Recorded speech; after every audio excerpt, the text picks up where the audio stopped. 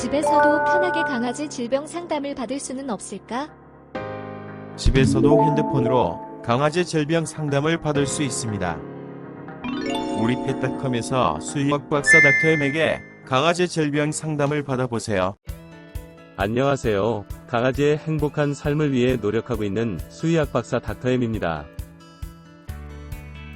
강아지 사료를 계속해서 바꿔 먹이시는 분들이 많은데요.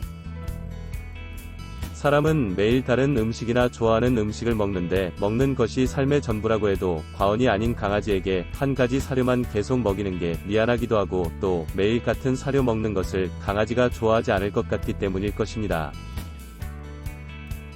한 가지 사료만 계속 먹는 것이 어떤지를 물어본다면 강아지가 어떤 대답을 할지가 궁금하지 않을 수 없는데요. 과연 강아지는 어떤 대답을 할까요?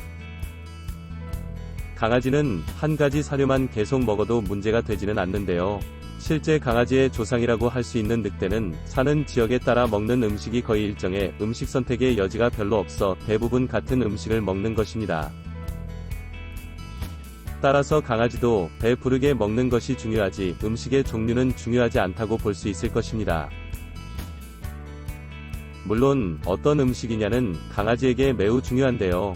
영양학적으로 균형을 이룬 완전한 음식을 먹여야 하는 것입니다.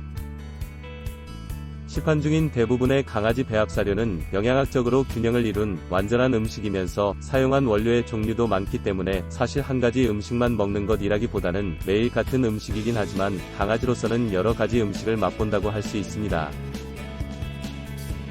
따라서 영양소 함량이나 비율, 칼로리, 그리고 사용한 원료 등이 일정 수준 이상인 고품질 사료를 강아지가 잘 먹고 또 변의 모양이나 냄새에도 문제가 없는 상태에서 건강상 이상이 없다면 굳이 다른 사료로 바꾸지 않아도 되는 것인데요.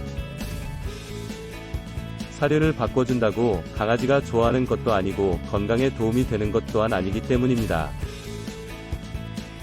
물론 강아지 피부나 피모가 좋지 않거나 위장관 트러블이나 알러지, 그리고 변이 무르거나 냄새가 나는 경우 또는 다이어트가 필요한 경우나 뇨로결석 등의 질병이 발생한 경우에는 각각의 적합한 사료로 바꿔줄 필요가 있습니다.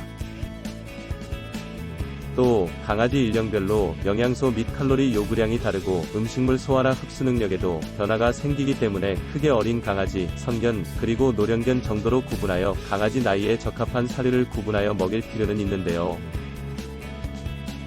어린 강아지와 노령견은 영양소 요구량이나 칼로리에 큰 차이가 있으며 음식물 소화나 흡수 능력에도 차이가 있기 때문입니다.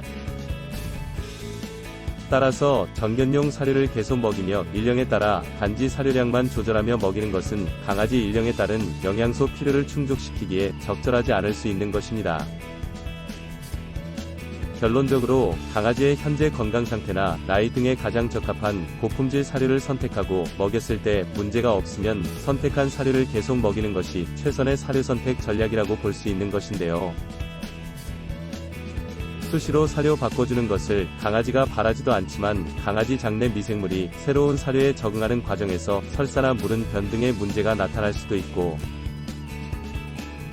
또 학습 효과로 인해 강아지가 사료를 몇 번 먹어보고는 새 사료를 기다리며 잘 먹지 않게 될 가능성까지 있기 때문입니다. 따라서 강아지가 잘 먹고 문제없는 사료를 계속 먹이되 어린 강아지가 성견이 됐을 때 그리고 성견이 노령견이 됐을 때 각각의 일령에 적합한 사료로 바꿔주면 강아지가 건강하고 편안하게 지낼 수 있을 것입니다. 궁금증 해결에 도움이 되셨기 바라며 앞으로 강아지 관련 이런저런 궁금증을 풀고 싶으시다면 구독하기와 좋아요 버튼 누르시고 다음 편을 기다려주시기 바랍니다. 감사합니다. 강아지 건강과 행복한 삶을 위해 노력하는 수의학 박사 닥터엠이었습니다.